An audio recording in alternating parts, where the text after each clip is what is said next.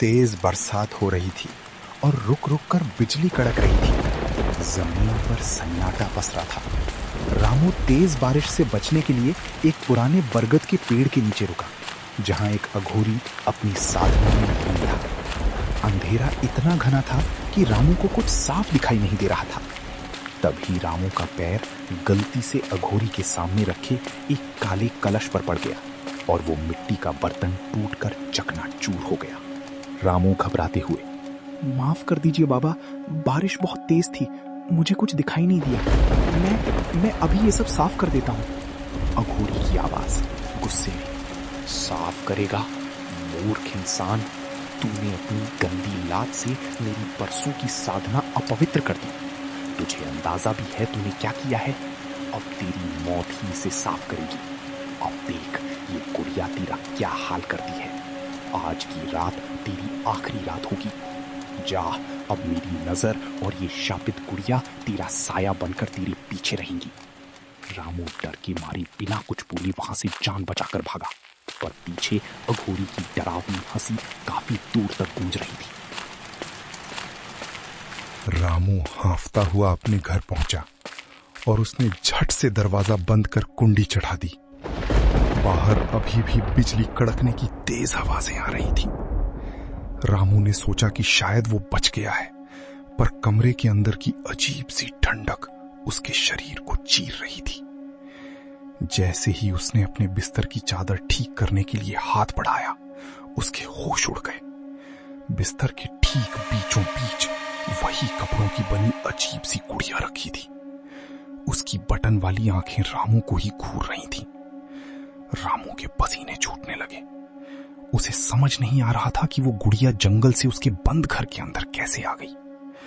उसने कांपते हाथों से गुड़िया उठाई और पूरी ताकत से खिड़की के बाहर कीचड़ में फेंक दी। रात के 2 बज रहे थे। तभी रामू को महसूस हुआ कि उसका शरीर भारी होता जा रहा है। वो बिस्तर पर लेटा था, पर हिल नहीं पा रहा था। अचानक उसका दम घुटने लगा, जैसे कोई अदृश्य रस्सी उसके गले को कस रही हो। उसने खिड़की की तरफ देखा तो उसके रोंगटे खड़े हो गए। खिड़की के कांच के पीछे वही अघोरी खड़ा था, जिसके हाथ में वही कीचड़ से सनी गुड़िया थी। अघोरी ने एक लंबी सुई निकाली और उसे गुड़िया के पैर में चुभा दिया।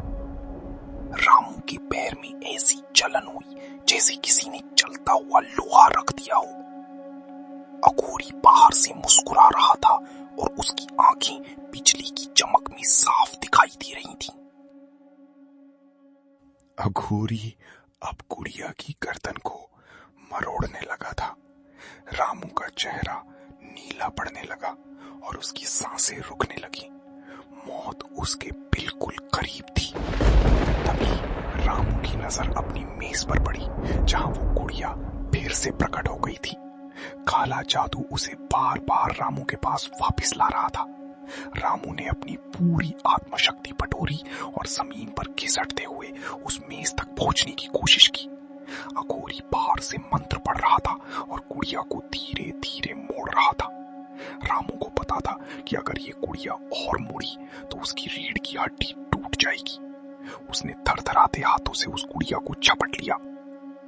रामू ने बिना एक पल गवाए अपनी पूरी ताकत लगाई और उस गुड़िया को उठाकर उल्टा करके मुंह के बल फर्श पर पटक दिया। जैसे ही गुड़िया का चेहरा जमीन से टकराया, बाहर खड़े अघोरी की एक रूह कंपा देने वाली चीख गूंजी।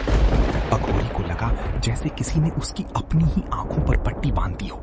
उसका काला जादू उसी के ऊपर पलट गया। वो लड़खड़ाते हुए पीछे कीचड़ में गिरा और जंगल के अंधेरे में कहीं गायब हो गया। सुबह हुई तो रामू ने देखा कि उसके फर्श पर पड़ी वो गुड़िया अब सिर्फ एक पुराने फटे हुए कपड़े का टुकड़ा रह गई थी। रामू ने वो घर हमेशा के लिए छोड़ दिया।